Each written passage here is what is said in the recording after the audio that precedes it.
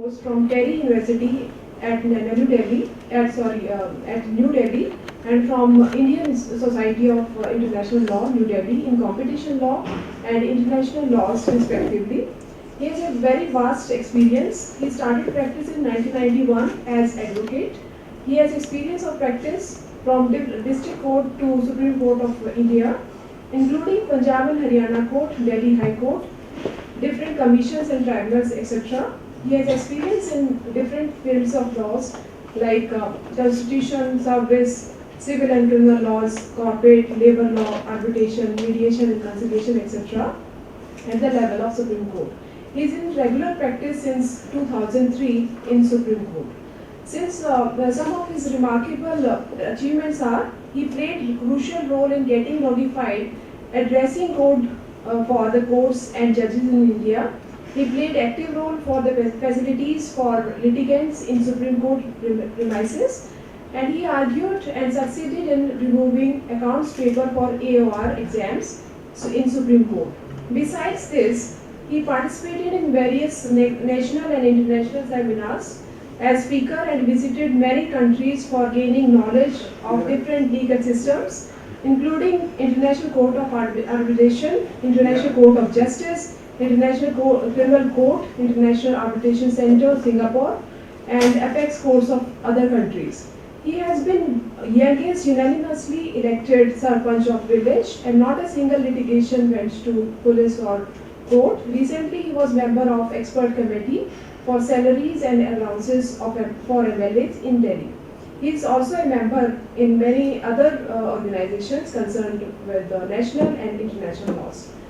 With these words, I invite Shri Malik, and his talk will cover all the aspects of human values, and I hope this talk will be useful for all.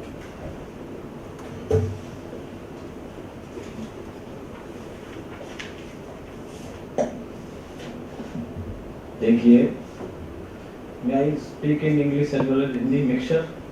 No problem.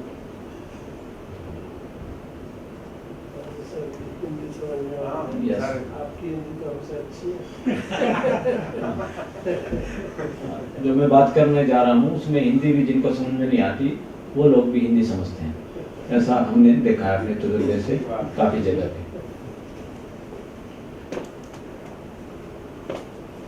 साथियों, मैं वकील by choice बना, by accident नहीं। 8वीं 9वीं के class में कोई Ibrahim Lincoln का एक चैप्टर होता था। इब्राहिम लिंकन के उस चैप्टर में ये लिखा था कि वो ड्रेस में थे, कहीं सॉलिसिटर कहीं एडवोकेट, और किसी नाली में कोई सुअर फंसा हुआ था, और उस सुअर को निकालने पे उसको दया करने की बात इब्राहिम लिंकन ने कहा कि ये तो निकल नहीं पा रहा, इसको निकालना चाहिए। बाकी लोगों ने कहा, उनके साथियों ने, आप एडवोकेट हैं, एडवोकेट सुअर को बचाएगा क्या, कपड़े गंदे हो जाएंगे। तो उसने उसकी बिना परवाह करते हुए बिना साथियों की मदद के उस सुअर को बाहर निकालने में मदद की। This was the turning point for becoming a advocate in my life. ये ऐसा हुआ। फादर चाहते थे मैं डॉक्टर या साइंटिस्ट बनूं, वो पूसा इंस्टीट्यूट में मेरे फादर थे। और जब एडवोकेट स्टूडेंट लाइफ से ही ये था, सच के साथ सच क्या, सराउंडिंग क्या, सारे एग्जिस्टेंस को जानने की तमन्ना जो हर व्यक्ति के साथ होती है। हर बच्चा बचपन से ही जब उसकी आंखें खुलती है, he want to understand surroundings, all things, he want answer to all questions. जब स्कूल शिक्षा ग्रहण की, स्कूल और कॉलेज से होते हुए यात्रा सुप्रीम कोर्ट तक पहुंची, तो सुप्रीम कोर्ट में आने के बाद भी ये लगा कि जो पर्सन थे जिंदगी के, जिनसे जूझते रहे, उनका पर्सन ना तो शिक्षा में था ना प्रोफेशन में था। जस्टिस की डेफिनेशन चारों तरफ ढूंढने की कोशिश की। दुनिया भर के जूरिस्ट इस बात तक पहुंचे, justice is not to be done, must be seen to be done. ये होना नहीं चाहिए, होते हुए दिखाई भी देना चाहिए। इससे अपनी कोई सेटिस्फैक्शन नहीं हुई। बहुत बार सुप्रीम कोर्ट में भी ऐसा देखा, बहुत बार जिंदगी में भी ऐसा देखा कि चीजें हो रही हैं, दिखाई भी दे रही हैं, मगर लोगों को अनुभव नहीं हुआ, उनके अंदर से आवाज निकलती है न्याय नहीं हुआ। तो एक डेफिनेशन, सुप्रीम कोर्ट में एक मुकदमा चलते चलते रिलायंस ब्रदर्स के बीच में एक मुकदमा था, मैंने आज सोचा था रेफरेंस किसी का नहीं दूंगा, कई और मुकदमों में भी ये देखा कि एक तरफ दो लिटिगेंट्स हैं और तीसरी तरफ स्टेट है। स्टेट सिर्फ इसलिए है कि उसको सुरक्षा करनी है पूरे देश के हित की, पूरे लोगों के हितों की, मगर होता क्या है, स्टेट चुप होता है और दोनों पार्टियां दो बिल्लियों की तरह से किसी चीज को जो सिर्फ सबका हक होता है, पूरी मानवता का, उसको दो लिटिगेशन करके कम ज्यादा करके बेनिफिट उठा लेते हैं। तो महसूस हुआ कि दिखाई भी दिया, एक आदमी ने मुकदमा फाइल किया, दूसरे आदमी ने उसका जवाब दिया, मगर न्याय तो घटित नहीं हुआ। तो न्याय आखिर क्या है?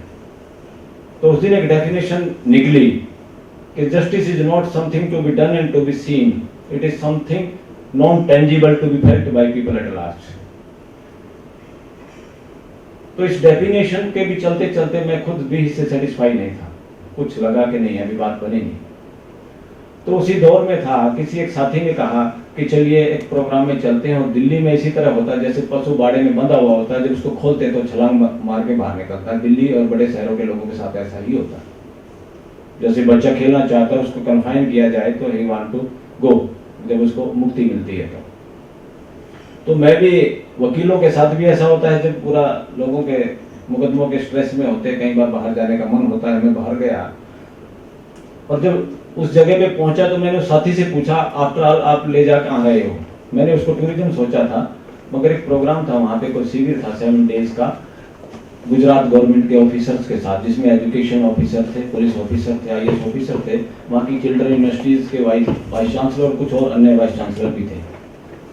और मन में आया कि कोई शिविर और सेमिनार कर रहा है तो कोई ओल्ड एज होगा, कोई पीले लाल कपड़े वाला भी हो सकता है, इस तरह की कुछ बातें आई। जब जाके वहाँ देखा और जो कंटेंट वहाँ चल रहा था, चालू हुआ था, मैं 5-7 मिनट हम लेट थे, तो उसको बैठने के बाद 7 दिन कैसे गुजर गए, तब महसूस हुआ कि जो मैं जिंदगी में जिस प्रश्नों का उत्तर ढूंढ रहा था वो इस सेमिनार और शिविर में था, किसी स्कूल कॉलेज यूनिवर्सिटी में मिला नहीं, किसी अदालत में उसका कोई डिस्कस होता नहीं।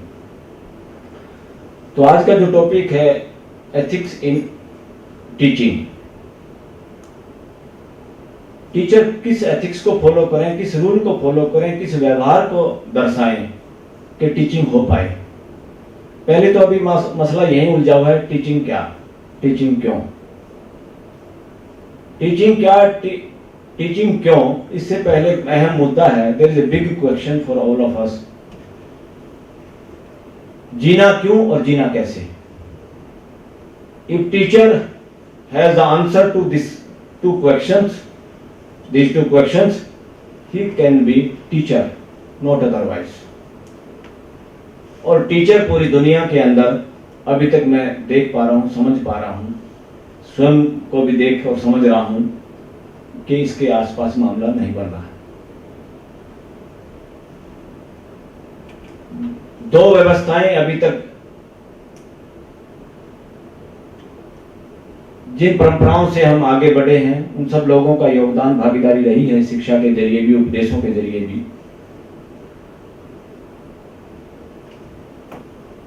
पहली परंपरा चली कि सुख, क्योंकि मानव मूलतः सुख और समृद्धि की कामना करता है, हर मानव। आप लोग इसको बिल्कुल मानने की जरूरत नहीं है, आप लोग अपने अंदर झांक के सोच सकते हैं, ये आंसर आपके पास ही मिलेगा। हर मानव सुख और समृद्धि चाहता है। आप में से कोई अगर नहीं चाहता तो बोल सकता है, क्योंकि ह्यूमन की ऑब्जेक्टिव स्टडी नहीं हुई। ह्यूमन को उपदेशों के सहारे उसके कंडक्ट को, उसको डिसिप्लिन में ढालने की कोशिश सारी शिक्षा ने की। हम भी उसी की प्रोडक्ट हैं, हम भी उसी दौर से गुजरे हुए व्यक्ति हैं। अभी तक शिक्षा जगत को यह समझ में आया कि टीचिंग करने से, हमने भी स्कूल में पढ़ा, सदा सच बोलो, बोल नहीं पाए, अहिंसा परमो धर्म, अहिंसक नहीं हो पाए। तो कमी कहां रही? बात में भी दम है, अंदर से चाहते भी हैं, हो क्यों नहीं पाया?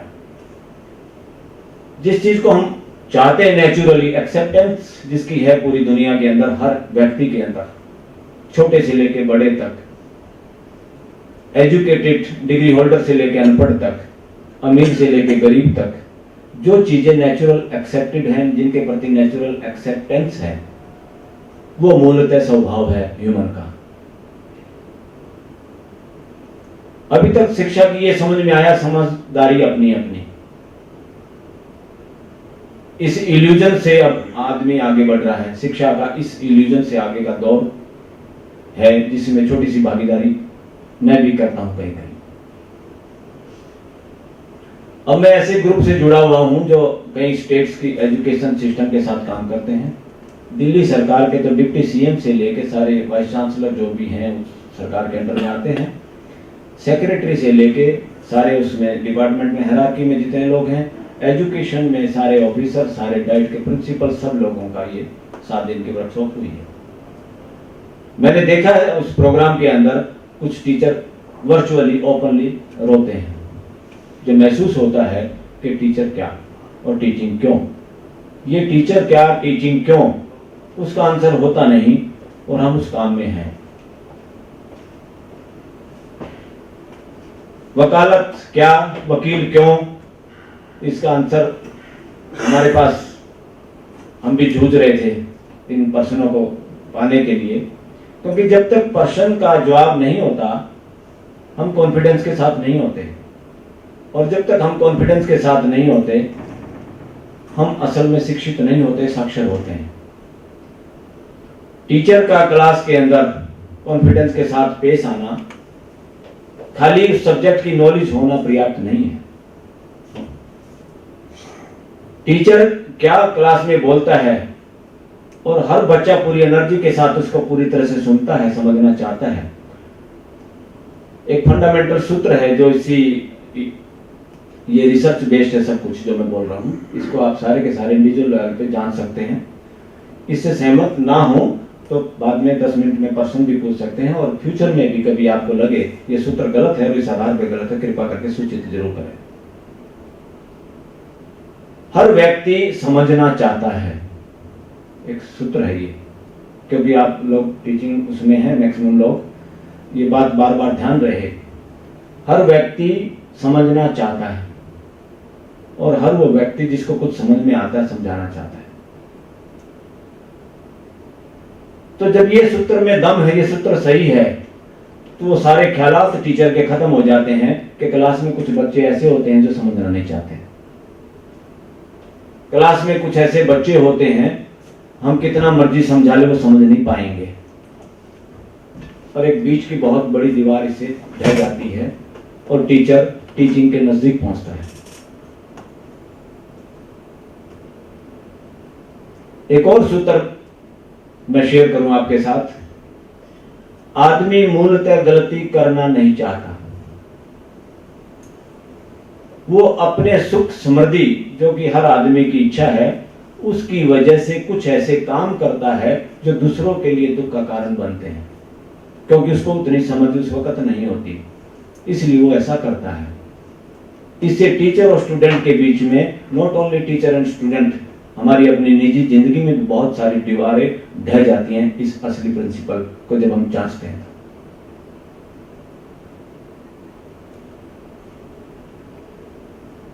क्योंकि पहली परंपरा चली कि सुख का सारा कारण, आदमी का सारा सुख है, उसकी मोक्ष की चाहत है, वो दरअसल आदमी जानना चाहता था अपने आप को, आसपास के लोगों को, वातावरण को, पक्षियों को, पेड़ों को, पूरे ब्रह्मांड को। और ब्रह्मांड को जब जान नहीं पाता तो रहस्यवाद ने जन्म लिया, क्योंकि जब हम बात को नहीं बता पाते, हम बच्चों को बोलते हैं भूत है भूत। बच्चों को हम कोई काम कराना चाहते हैं, छोटे बच्चों को हम बहुत बार उसको डराना चाहते हैं, कोई असली प्रश्न नहीं होता, कोई असली उत्तर नहीं होता, और इल्यूजन पैदा करते हैं। आदमी अगर ये कहे कि मुझे इस बात की समझ नहीं है, टीचर क्लियर भी ये कहे मुझे इस बात की समझ नहीं है, तो बच्चे एप्रिशिएट करते हैं। जब हम टीचर होने के नाते या घर में बड़े होने के नाते कोई चीज बोलते हैं और जिस चीज का हमें मालूम नहीं होता वो भूत की तरह से हम उस पर्सन से उत्तर का अपना पीछा छुड़वाना चाहते हैं, तो दोनों तरफ कन्फ्लिक्ट होता है, हार्मोनी नहीं होती, वहां पे संबंध विच्छेद होते हैं। और वहां पे जो एक बड़ों के प्रति श्रद्धा होती है, अपने से ज्यादा जानने वाले के प्रति जो कुछ बताता है उसके प्रति कृतज्ञता होती है, वो गायब होती है, जो पूरे शिक्षा जगत में देखने को मिलती है। हमारे घरों में भी ये देखने को मिलता है। तो फिर प्रश्न आता है कि आदमी, जो लोग गलती करना नहीं चाहता, फिर गलती करते क्यों है?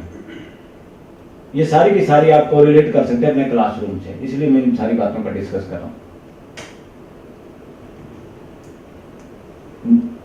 चार इवोल्यूशन की 4 अवस्थाओं में जो हमें स्पष्ट देखने को समझने को मिलता है, सबसे पहले पदार्थ अवस्था, जिसमें मिट्टी पत्थर सारा कुछ आ जाते हैं, जितने एटम मॉलिक्यूल हैं।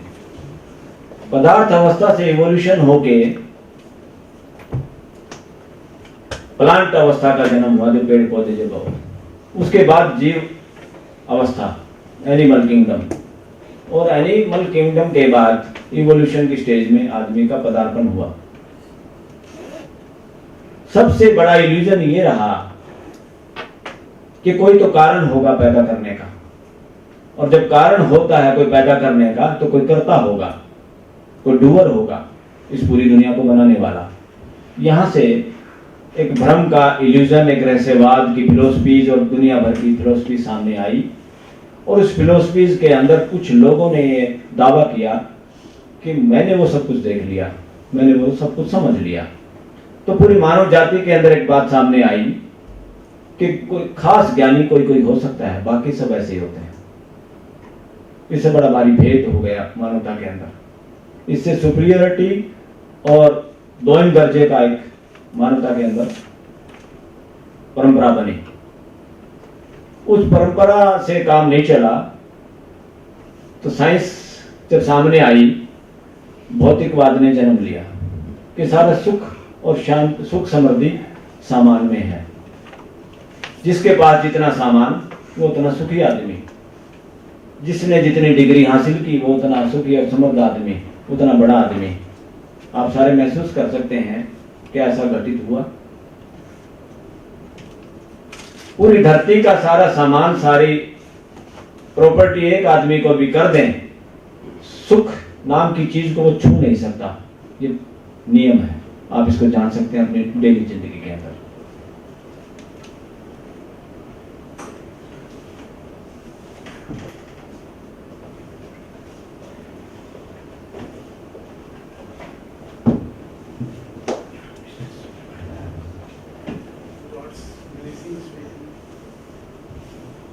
तो 3 अवस्थाएं जो हैं, तीनों अवस्थाओं में कहीं पर भी एनिमल किंगडम का और प्लांट किंगडम का कोई संघर्ष, कोई स्ट्रगल देखने को नहीं मिलता। या पेड़ कहें कि ऑक्सीजन देनी है, किसी खास को दूंगा किसी खास को नहीं दूंगा, ऐसा नहीं। एनिमल किंगडम में किसी का भी बिहेवियर स्पष्ट हमें नजर आता है, हम समझ सकते हैं। शेर का बिहेवियर हम समझ सकते हैं। ग्लोब के किसी भी हिस्से पे हो, किसी भी टेक्नोलॉजी से किसी भी देश में छुपा के वो बच्चों को जन्म देगा, वो बच्चे घास नहीं खाएंगे, ऐसा हुआ नहीं। बहुत एक्सपेरिमेंट और कोशिश करके देखी। कुछ लोगों ने किसी चीज को गलत खिला के देखा तो उससे वो डिजीज या मरने का काम हुआ। तो 3 इवोल्यूशन की 3 अवस्थाओं में डेफिनेट बिहेवियर है, निश्चित आचरण है। चौथी स्टेज है, सिर्फ इवोल्यूशन की अकेली स्टेज आदमी है, मानव जो सबको जानना चाहता है। इसीलिए हम इकट्ठे होकर भी चर्चा करते हैं क्या किया जाए, सबको जानने की कोशिश होती है। शेर, हाथी या किसी और जीव जगत में ये कभी मीटिंग नहीं होती, चलो अफ्रीका के शेरों का हाल पूछने चलते हैं, क्या सिचुएशन है। ये आदमी ही के ये इवोल्यूशन, ये रियलिटी पे आधारित ये सारी बातें मैं आपको बोल रहा हूं।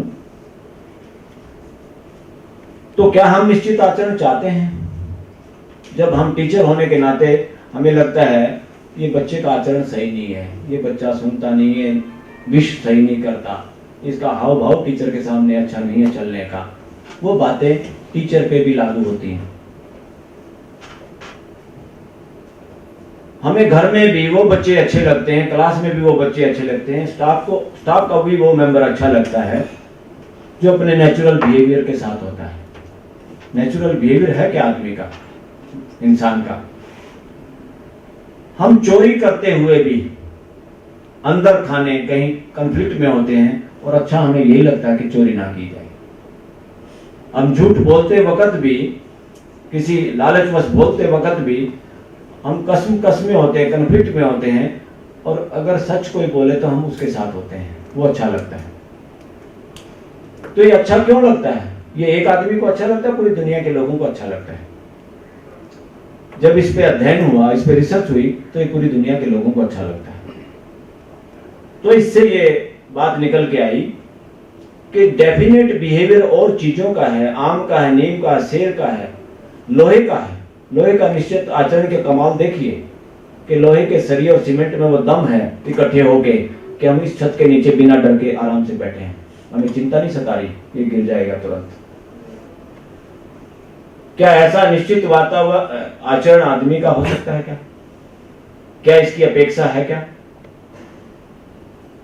आज हमें सबसे ज्यादा डर सताता है, अपने बच्चों पे हम बहुत खर्च करते हैं पैसा, उसके बावजूद हमें जब वो यंग और जवान होते हैं बहुत डर सताता है पेरेंट्स को, अच्छे एजुकेटेड होने के बाद भी।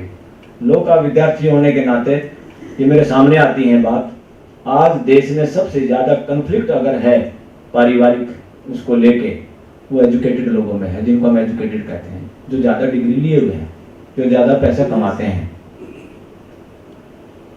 Madras and Bangalore are the divorce capital of India. तो अध्ययन हुआ तो कौन बच्चे हैं ये लोग, कैसे हुआ ये? वो सब वो लोग हैं IITN, IIM अहमदाबाद, अच्छे लॉ स्कूल के बच्चे, वो अच्छे पैसे लेते हैं और उनकी अर्धांगिनियां, पत्नियां भी पैसे अच्छे लेती हैं। अच्छे पैसे कमा लिए, अच्छी डिग्रियां ले ली, जीना तो नहीं हुआ। तो फिर कौन सी शिक्षा मिली है? क्या कहें पेरेंट्स? पेरेंट्स क्या चाहते हैं? बच्चे अच्छे व्यवहार के साथ जिए या बच्चे डिग्रियां और पैसे लेके एक दूसरे से लड़े? तो इस तरह की शिक्षा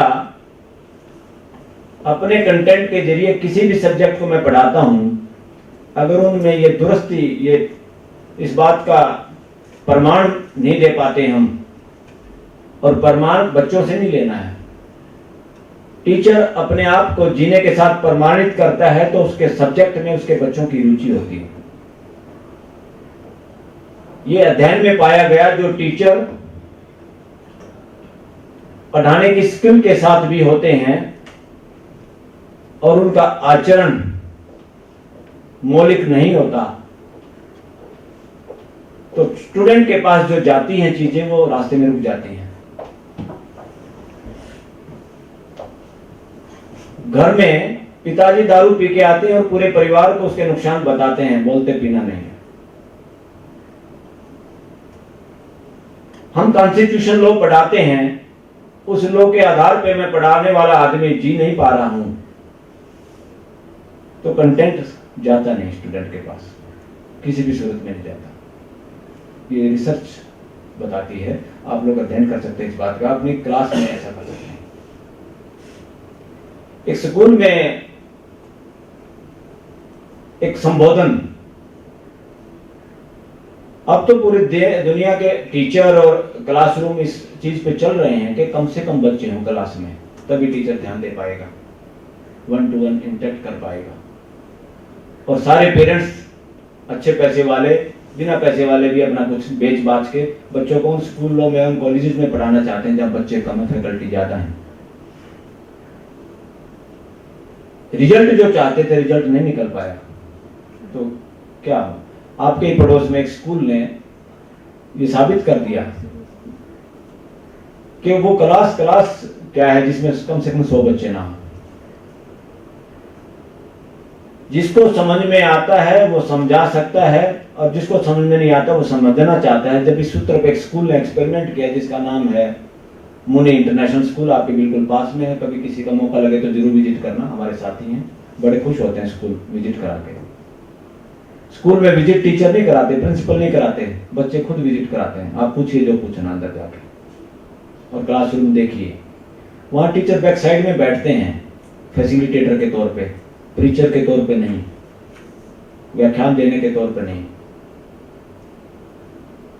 जब टीचर फैसिलिटेट करते हैं और उनमें से कुछ बच्चे समझ जाते हैं जल्दी, ये हो सकता है किसी की पात्रता, किसी का ध्यान, कोई घर की परिस्थितियों की वजह से उसका ध्यान इधर उधर कहीं है, पर हम पोटेंशियल पे शक नहीं कर सकते बच्चों के कि पोटेंशियल नहीं है। हर बच्चे के अंदर पोटेंशियल है, बहुत एंडलेस एनर्जी के साथ है हर व्यक्ति, हर बच्चा इस धरती पे। नालायक करके, IQ करके, फलाना करके हमने बहुत पीड़ित किया बच्चों को, और अभी लगे हुए हैं, पूरी दुनिया लगी हुई है, पूरे शिक्षाविद लगे हुए हैं। वहां वो बच्चे जो समझ जाते हैं हाथ खड़ा करते हैं कि समझ में आ गया। यहाँ लिखते हैं और आंसर शीट में जिसने ज्यादा प्रश्नों के उत्तर दे दिए हम उसको फर्स्ट ग्रेड दे देते हैं, 100 में से 100 नंबर आ गए। और क्लास में ये कंपटीशन शुरू हो जाता है, एक ईर्ष्या द्वेष शुरू हो जाता है, एक फर्स्ट आएगा, बाकी सेकंड और थर्ड आ सकता है, कोई फेल हो सकता है। घर में भी वही व्यवहार चल रहा है, एक बच्चा फर्स्ट आया, दूसरा बच्चा फेल हो गया, वो अपना पेपर छुपाता है, पेपर फाड़ता है, पेरेंट्स पिटाई करते हैं, हिंसा का दौर घर में चालू। Life is not competition, life is competence. यहां हर व्यक्ति को उतने अधिकार से जीने की, और हर व्यक्ति उतनी भागीदारी जीवन में और दुनिया में करता है, उतनी पोटेंशियल उसके पास है करने के लिए। उनको हम नंबरों के साथ जो विभाजित करके उस दृष्टि से देख रहे हैं।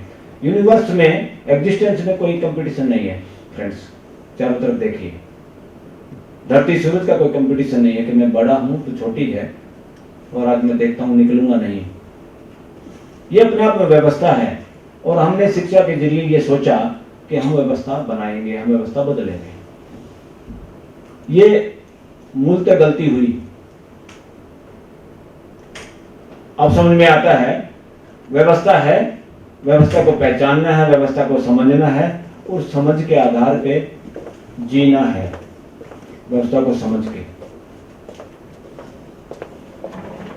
कितने नंबर किस बच्चे ने लिए, मैथमेटिक्स में 100 नंबर आ गए, उस स्कूल में बच्चे जिसको समझ में आता है उसका जब माना जाता है समझा हुआ, जब वो दूसरे को समझाता है। और इस तरह से जिसको समझ में जल्दी आया वो समझाने पे जुट जाता है। और बच्चे बच्चों से जितना इजी तरीके से समझते हैं, टीचर से कभी समझ ही नहीं पाते। टीचर में भाव रहता है मैं बड़ा, और बच्चे में भाव रहता है मैं नालायक। जब तक ये भाव गायब नहीं होगा, पूरी नेचर के अंदर सिर्फ क्या है, भागीदारी है, म्यूचुअल फुलफिलमेंट है।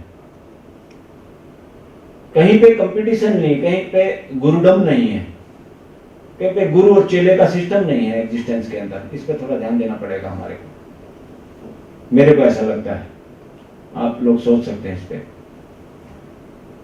सिर्फ ये है जिसको समझ में आता है वो समझाना चाहता है। माँ क्या करती है, माँ अपने ममताओं में खुद छोड़ के भी बच्चे को खिलाती है। कोई किसी टीचर ने पढ़ाया क्या? पिता दिन रात अथक प्रयास करके भी सोचता है कि ज्यादा से ज्यादा सुख और समृद्धि दे पाऊं अपने बच्चों को। किसी स्कूल में ऐसा डिस्कस हुआ है क्या? किसी डिग्री कोर्स में ऐसा हुआ है क्या? आपको कैसा बाप होना चाहिए, हमें कैसी माँ होना चाहिए? मगर आजकल वो मौलिकता भी गायब हो रही। शिक्षा का इतना प्रेशर है कि आज पढ़ी लिखी बच्चियों को एक अच्छी माँ कैसे बने उसका कोर्स करना पड़ रहा है।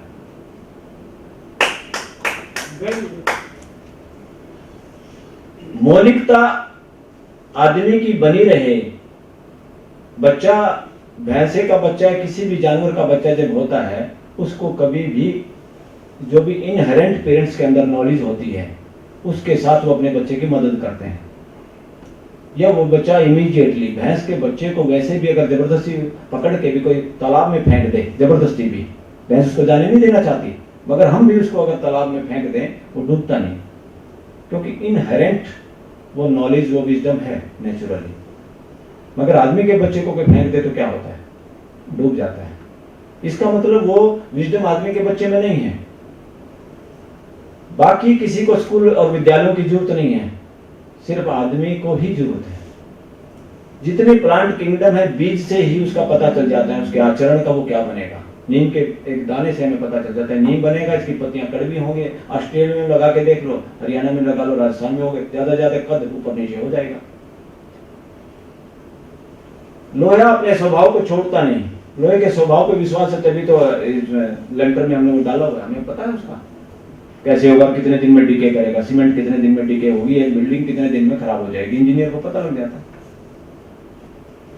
एनिमल किंगडम का पूरा पता हमारे को, हमें अपना नहीं पता।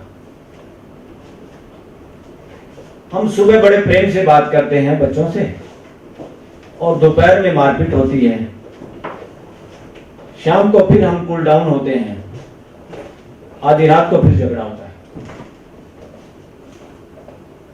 तो शिक्षा मदद नहीं कर पाई इस मामले में। सुख और समृद्धि से जीना है, सिर्फ समृद्धि पे सारा ध्यान है शिक्षा का। समृद्धि का मेरा मतलब स्किल पे, मैं वकील बन जाऊं, मैं डॉक्टर बन जाऊं, मैं अच्छी अंग्रेजी बोल लूं। सारे पेरेंट्स, घर में सारी बात होती है, जहां बच्चा पैदा होता है, जिस परिवेश में माँ उसको बोलती है, जिस घर में वो रहता है, उस परिवेश की भाषा ही उसके सोचने की भाषा हो जाती है।